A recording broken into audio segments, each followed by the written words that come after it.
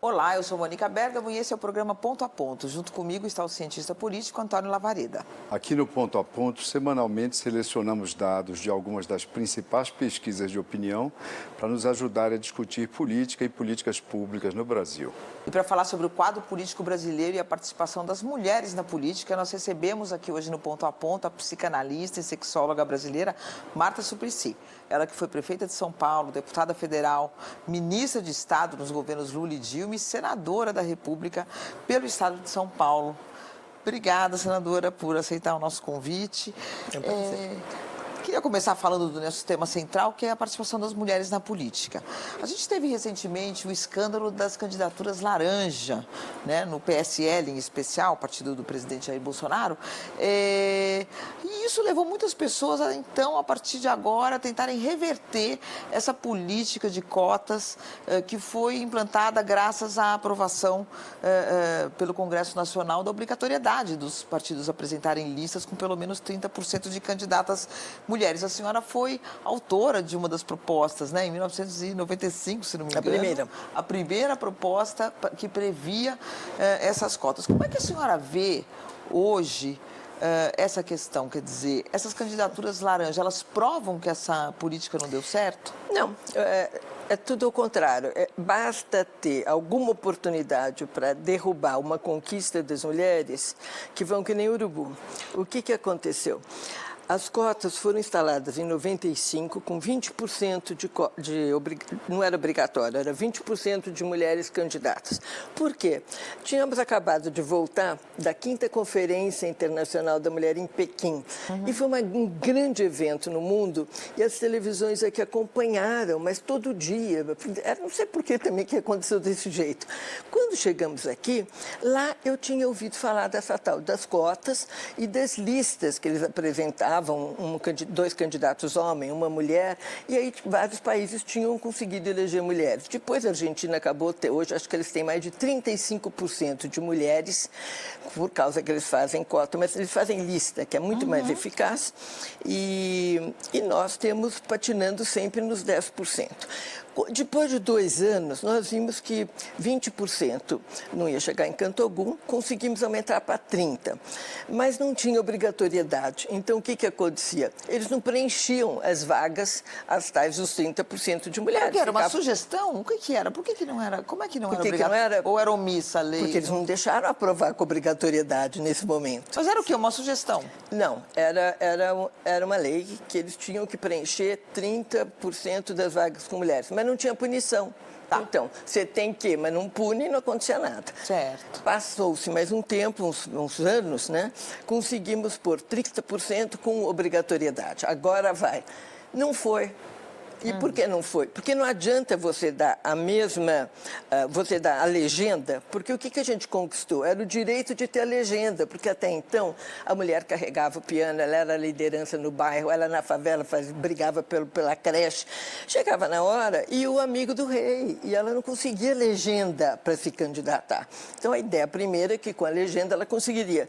Só que ela conseguiu a legenda, mas não a mesma oportunidade. Então ela não aparecia na televisão, ela não tinha um tostão. Como é que ela ia ter? O bairro dela para se eleger? Não adiantou nada. Quer dizer, adiantou porque se discutiu muito e conseguiram a legenda, né? Aí teve a reforma eleitoral, foi em 2016, e nessa reforma eleitoral criou-se o fundo eleitoral.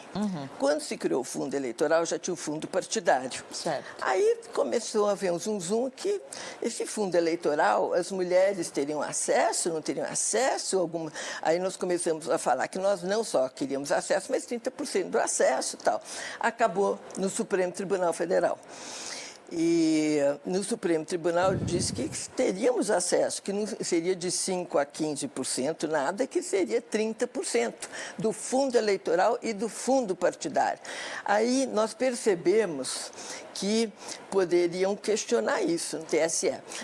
Aí foi até um projeto aí da Vanessa, com todas as assinaturas nossas, com a Rosa Weber, entramos lá, conversamos com ela, e ela falou, é óbvio que tem que ser 30% do fundo, porque isso é que vai dar concretude à lei das cotas, que até agora não conseguiu avançar. Ela entendeu na hora, foi aprovado.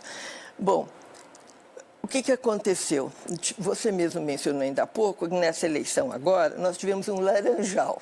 Por quê? Porque quando ficou obrigatório, aí punha a secretária, a sogra, a mãe, periquito, papagaio, quem quisesse, porque não era para valer de fato. Só que quando aconteceu que o fundo virou obrigatório, o dinheiro tinha que ir para a mulher, já tinham acabado as inscrições, já tinham acabado. Então, as que entraram, uma parcela pequena, provavelmente, de laranjas, tinham direito àquilo. E o que ocorreu? De 55 mulheres no deputadas federais, nós passamos para 77. 50% de aumento. Com laranjal ou sem laranjal, gente. 51%. Nunca tivemos isso. Quer dizer, faltava o quê? Recurso e oportunidade. E de deputado estadual, passamos para 34%. O que ocorreu imediatamente? Começou um zum na Câmara, dizendo que não, que essas cotas não tinham funcionado e que então é melhor acabar as cotas. Para não acabar, que podia ter uma confusão maior, põe 20%, outros disseram 10%. Por quê? Porque aí o fundo eleitoral das mulheres passa para 10%. E o restante fica para os candidatos homens. Agora, o que eu acho que ocorre, na verdade, é um negócio que, nos anos 1980, e me fez muito mal quando eu li, porque eu tinha acreditado em tudo anteriormente, um livro que foi best-seller da Susan Faludi, que se chama Backlash. O que é backlash? É quando você está conseguindo alguma coisa e vem um coice e te joga para trás. Para trás, de novo. né? Bom, o Backlash... tem já esse livro é um livrão de 500 páginas que eu tinha ido até descartar, porque mudei de casa, descartei um monte de livros, nem sei, mexeu tanto comigo que eu vou guardar. Reli o livro agora. O Backlash é que estão fazendo com a gente, e tem muitas pesquisas na época, que o livro saiu em 1980, mostrando que sempre que a mulher consegue pôr a cabecinha para fora, pá! Vem um backlash. Aí você vê na história, para dar um exemplo rápido, pensa a Berta Lutz. Ela começou a brigar pelo direito ao voto da mulher brasileira bem antes de 1922. Em 1922, ela fundou uma federação para o progresso da mulher. Em 1932 é que nós conquistamos o voto. 10 anos depois, Mônica Lavareda.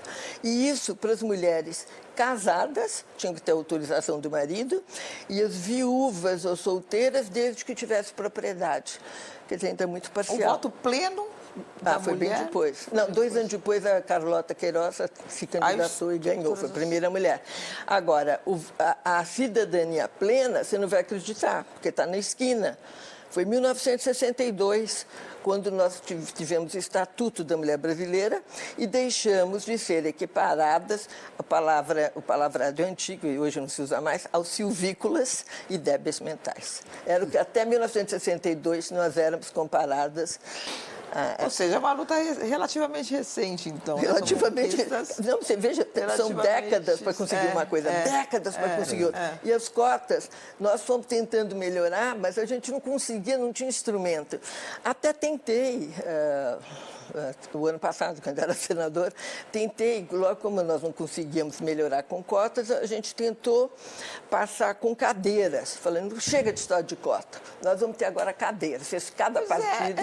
Antes da gente chamar as telas, na Argentina, por exemplo... Não, lá é lista na cadeira, é diferente. Não, é porque é a lista, mas é a lista intercalada, você tem um homem e uma mulher, uma mulher... Sim, mas aí os partidos aqui nunca quiseram chegar nem então, perto. Na prática, é uma cota para o parlamento, porque você vai eleger uma lista, vai ter metade, obrigatoriamente. E agora, se não me engano... Nem metade, que é 2 homens, uma mulher. Mas agora aumentou para 50% nessa próxima eleição. Na Argentina. Na Argentina.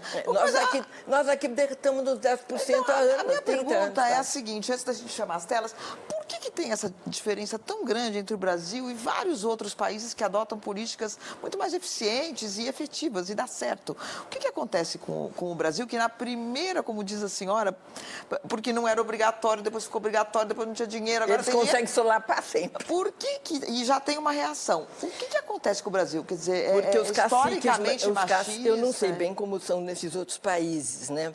Aqui os caciques mandam muito. Os caciques determinam. E qualquer abertura é ameaça ao poder. Então não pode mexer nisso. E em relação às mulheres, esse livro que eu mencionei, que chama Backlash, que é dessa Susan Faludi, ele mostra como foi nos Estados Unidos a campanha. Olha, eu lembro que eu li na época e eu fiquei muito preocupada, mas eu já era casada, então fiquei preocupada, mas sossegada, porque dizia que as mulheres que estudassem mestrado ou doutorado teriam muito mais dificuldade para o casamento.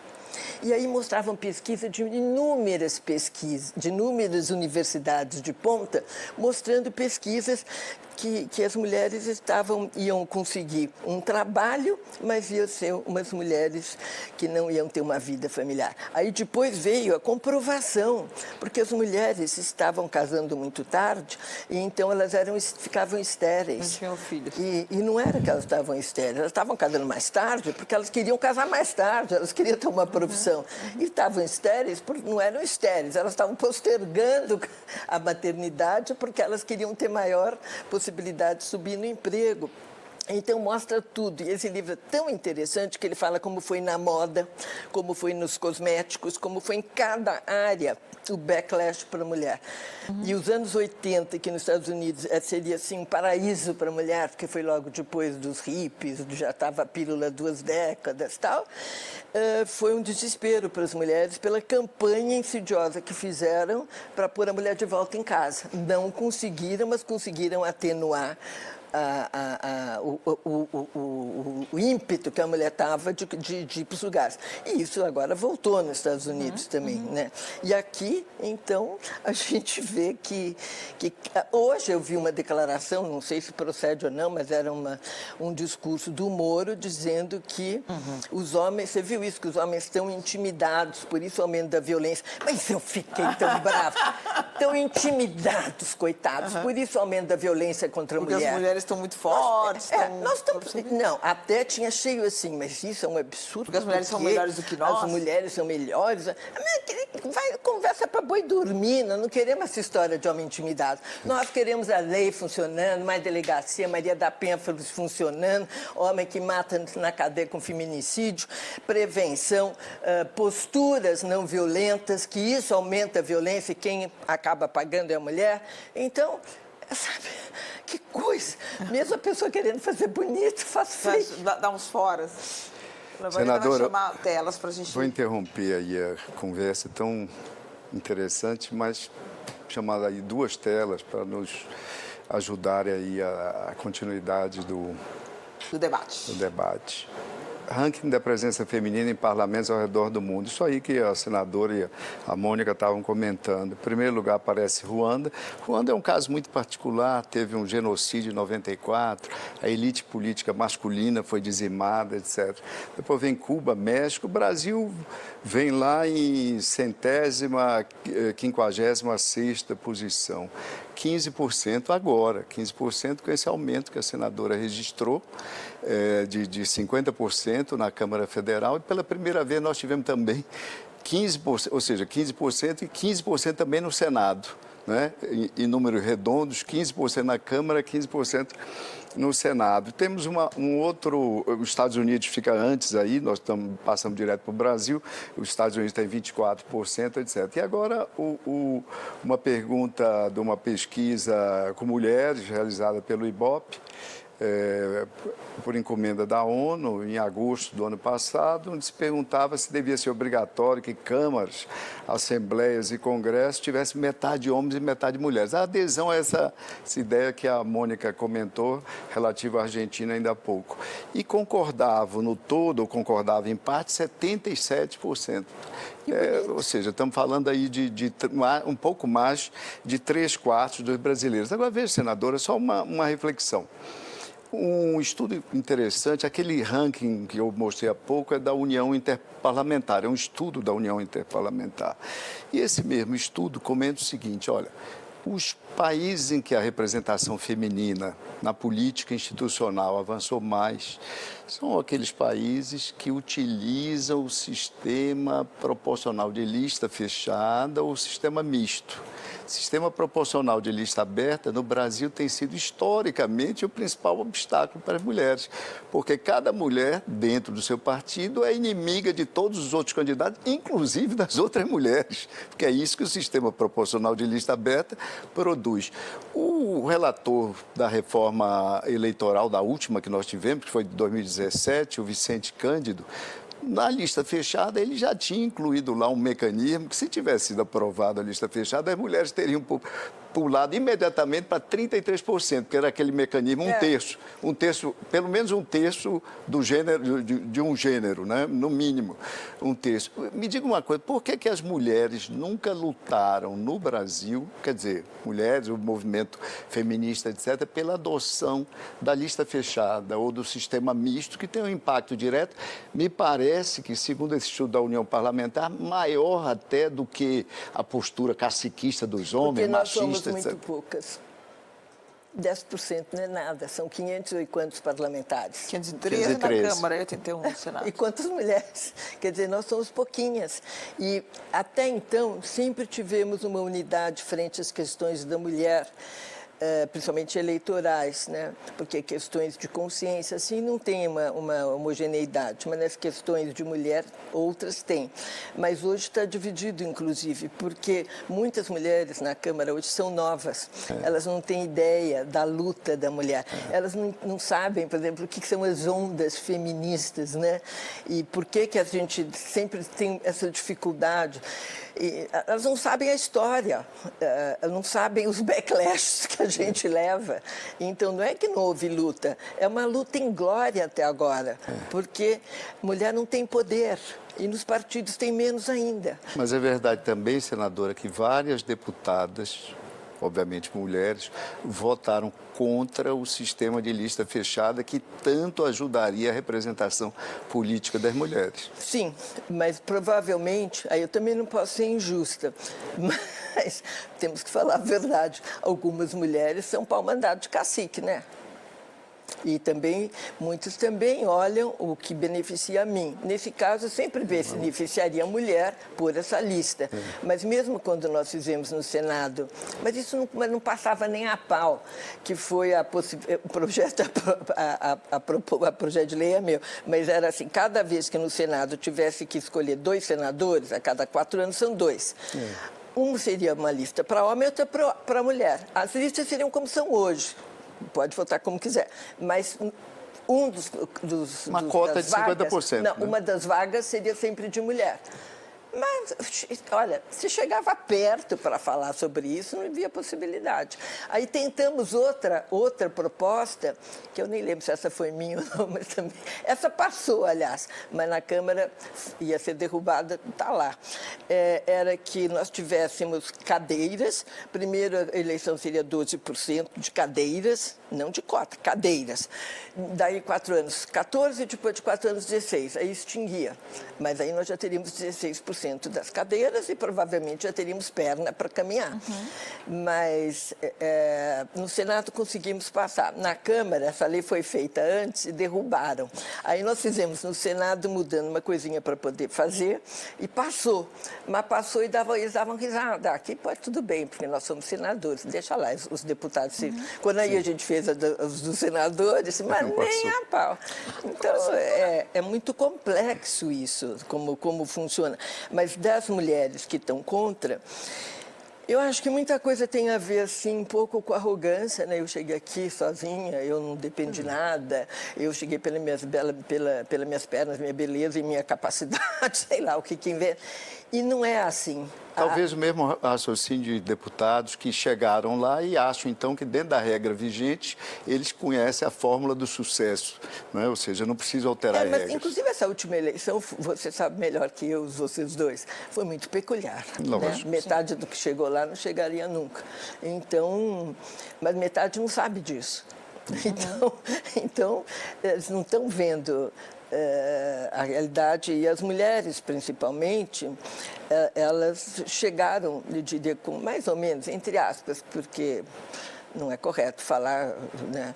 Muitas chegaram quase de paraquedas, né? Como é que a senhora analisa a eleição da presidente Dilma Rousseff, que foi a primeira mulher presidente do Brasil? Que impacto isso acabou tendo nessa questão de as mulheres participarem mais ou não teve impacto algum? A eleição dela, quer dizer, ela foi eleita porque ela era Lula. Na verdade, as pessoas não poderiam reeleger o Lula e elegeram ela. Mas a senhora acha que teve alguma... Ela colocou muitas mulheres em ministério. Foi um ela impacto falava maravilhoso. Muito teve um impacto? A senhora sente isso? Porque teve. agora a gente tem uma reversão total, né? Eu vi na família. Eu tinha, na época, a minha neta com, sei lá, que idade, 12, 13 anos, menos, tinha 10, 11 anos.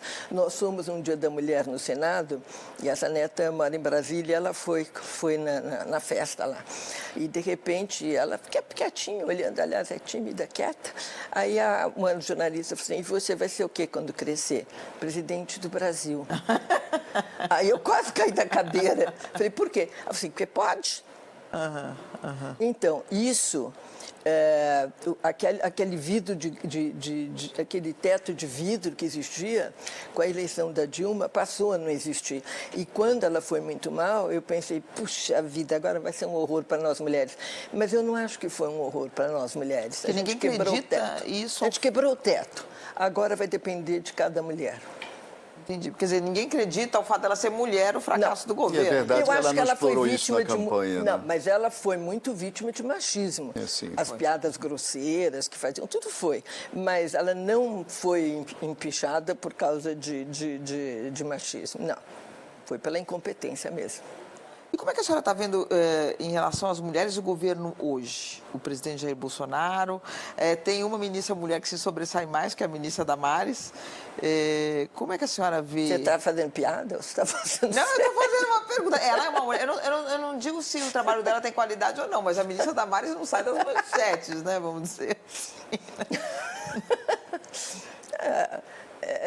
Eu acho que... Mais do que para as mulheres...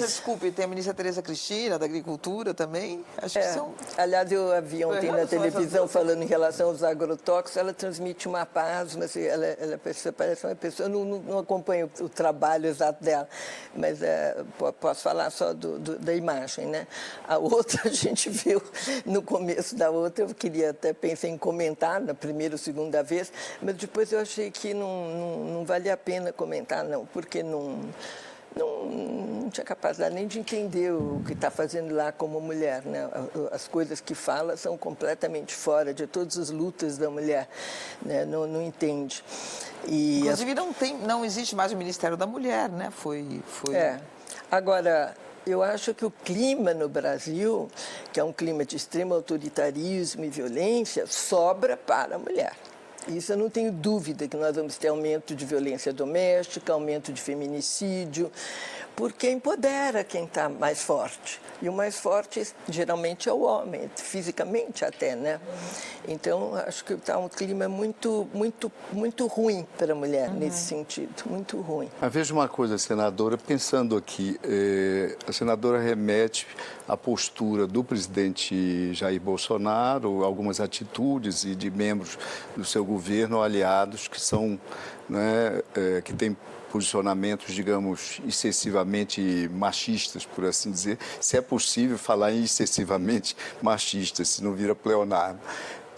Mas eu estava aqui pensando, fazendo um contexto com o Donald Trump. O Trump também teve, durante a campanha e em toda a sua retórica de governo, durante o governo, posturas, digamos, equivalentes, parecidas, criticáveis, etc. Mas, como consequência, nas primeira eleição, ou seja, na eleição intermediária, teve 2 anos após a eleição agora de 2018, você teve um notável avanço na representação feminina na House, ou seja, na Câmara, o equivalente à Câmara Federal deles, no Partido Democrata. O Partido Democrata elegeu um grande número de mulheres. Claro. Em função disso, ou seja, reativamente, ao invés de ser um backlash para as mulheres do ponto de vista da representação, terminou constituindo um poderoso estímulo. Você tem toda a razão. Não não foi um backlash. Quer dizer, foi. Se você for examinar o que ele fez, ele fechou as clínicas, cortou o recurso para as clínicas de aborto, cortou recurso para a creche, cortou recurso. Ele é um backlash muito forte. Eu disse especificamente na questão da representação. Mas não teve um backlash na eleição, porque as mulheres começaram a se organizar para pôr um paradeiro naquilo, porque estava muito forte contra as mulheres. E foi interessante que foram mulheres de minorias que se sobressaíram, as 4 que foram eleitas. Foi a primeira vez que elegeram mulheres com aquele perfil, né? Então, a gente não sabe bem como que as coisas caminham, né? A senhora acha que algo parecido pode ocorrer aqui? Minha primeira pergunta. E a outra é a seguinte: que chance tem esses... porque a gente sabe que a senhora, enfim, saiu da política, mas não saiu da política. A senhora continuou conversando e tudo. Que chance que tem esses projetos de passarem no Congresso, esses projetos que alteram as cotas, diminuem as cotas? Olha, eu fiquei chocada de saber que tinha mulher contra. Foi o primeiro choque que eu tive. Ou seja, a mulher apoiando essa mudança das cotas, mulher contra as cotas. Mas eu sei que, eu acho que a Procuradora da Mulher, não sei se esse é o nome certo, da Câmara, Dorinha, do DEM, ela é absolutamente a favor da manutenção das cotas. Eu sei que a Clarissa Garotinho é a favor da manutenção das cotas. E algumas mulheres que têm mais estrada lá são a favor das cotas. E tem algumas que não são. Mas até eu fiquei pensando, teria que conversar um pouco com essas mulheres para entender esse porquê, né? Porque me parece que é uma coisa muito relacionada. Eu cheguei aqui por minha conta, né? E não sei, acho que todo mundo chega pela própria conta, mas é ajudado por alguma onda, né? Alguma onda. A onda, eu não sei. Não sei, eu acho que nós estamos vivendo agora uma onda no feminismo muito diferente do que foi um período, né? Nós tivemos um período de backlash aqui. Eu lembro que eu escrevi alguma coisa sobre mulher, as revistas, os jornais falavam assim: não, você já tem tudo, não precisa ficar falando disso. Não sei se você lembra. Foi depois da Constituição, né? Teve a Constituição, nós tivemos todos os direitos que o Conselho Nacional da Mulher preparou, 85% das sugestões foram aceitas. Então, adquirimos direito de gestante, maternidade, muita coisa aconteceu nesse período. E veio um backlash, como que foi? Vocês já têm tudo, o que vocês ficam reclamando? Já tem salário igual na Constituição, já tem na OIT salário igual aprovado, já tem na ONU salário igual aprovado. O que vocês querem? Agora, quando apareceu a internet, é que houve uma grande mudança, porque até então as feministas elas viviam numa jaula hétero e branca. Com a internet entraram as lésbicas, e as trans e as negras. E aí deu uma reboldosa, foi uma luta muito brava ali dentro do que, por que vocês defendem isso, não defendem a nós, que temos outros pleitos, até se ajustarem. E temos pleitos em comum e temos pleitos que são específicos também de outras questões. Mas foi uma oxigenação no feminismo. Mas mudou realmente quando a juventude começou a se formar, aquela que dizia que feminismo era ridículo, começou a se formar e foi procurar emprego. E aí viu que não era exatamente ser homem ou mulher, porque o patrão perguntava lá ao empregador se tinha filho, se pretendia casar, se pretendia ter família com que idade, E os salários, quando conseguia entrar, não eram iguais, e depois de 5, 6 anos continuavam desiguais e não eram promovidas. Então, isso deu Isto é algo que mudou. E, bom, mas eu vi que o Lavareda está doido para chamar telas. Senadora, eu tenho que chamar aí algumas telas aí para continuar aí alimentar a conversa nossa. A primeira delas é país onde a população acredita que há mais vantagem ser homem do que mulher na sociedade de hoje. O Brasil fica ali na 20ª, é uma pesquisa do Ipsos, né? Uma pesquisa do final do ano passado. O Brasil ali fica na 22ª posição. 45% das pessoas acham que ou seja, minoria, menos do que a metade acha que há vantagem em ser homem do que ser mulher na sociedade de hoje, ou seja, não reconhece uma desigualdade, né, digamos, em relação ao gênero na sociedade. Numa segunda tela, alcançar a igualdade entre os homens e mulheres é importante para mim pessoalmente. Nessa mesma pesquisa, também o Brasil fica ali na 22ª posição com 61%. O dado positivo dessa tela, desse gráfico especificamente, é que esses 61% da importância de igualdade entre os gêneros, esses 61% se dão da mesma forma, com a mesma dimensão no público masculino e no público feminino, responde a mesma coisa. Uma terceira tela, mulheres ganham menos do que homens no mercado de trabalho por serem mulheres, né? E aí a concordância é de 64%, sendo que 46% concordam totalmente e 18% concordam em Quer dizer, parte. tem uma percepção. Ou seja, tem uma Que percepção. deveríamos ganhar igual. Exatamente. Senador, eu queria fazer duas perguntas. Não sei como está o tempo, Mônica. Tem Podemos. tempo? Temos Então, algum tempo. duas perguntas. Uma primeira que tem a ver com essas telas e uma segunda que vai sair inteiramente da nossa, distante da nossa conversa até o momento. A primeira que tem a ver com as telas tem a ver com cotas. Mas cotas agora não na representação política. Desde o início dos anos 2000, 2003, 2004, alguns países, primeiro foi a Dinamarca, se não estou enganado, passaram alguns países, a França veio depois, etc., a estabelecer cotas no Conselho de Administração de sociedades públicas, empresas públicas, e em alguns casos de sociedades de capital aberto também, como no caso da Dinamarca. Estabeleceram cotas de 40%, isso tem evoluído com dificuldade, até pouco tempo atrás, o último dado que eu tive acesso, mesmo a Dinamarca não tinha conseguido chegar aos 40%, era 35%, 35,5%, coisa assim.